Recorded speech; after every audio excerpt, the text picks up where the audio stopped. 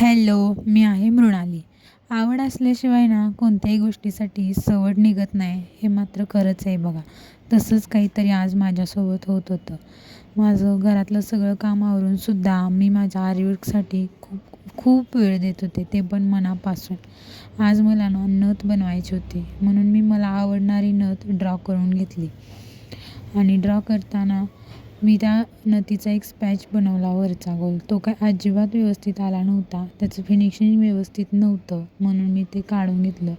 तर ते मणी असे उडत होते जणू की कढईत घातलेले पॉपकॉर्नच. प्रियांशी जुना झालेला ट्रेंड नव्याने फॉलो करण्याचा प्रयत्न करत होती. ते कान जेव्हा ट्रेंड चालू होता तेव्हा तिच्याकडून काही वरती जात नव्हते, पण आता मात्र तिच्यात तेवढी ताकद आली. आणि ही मी बनवलेली फायनल नथ कशी झाली कमेंट करून नक्की सांगा. आणि मी ती मॅडमांना पाठवली आणि त्यांनी मला हा छान रिव्ह्यू दिला.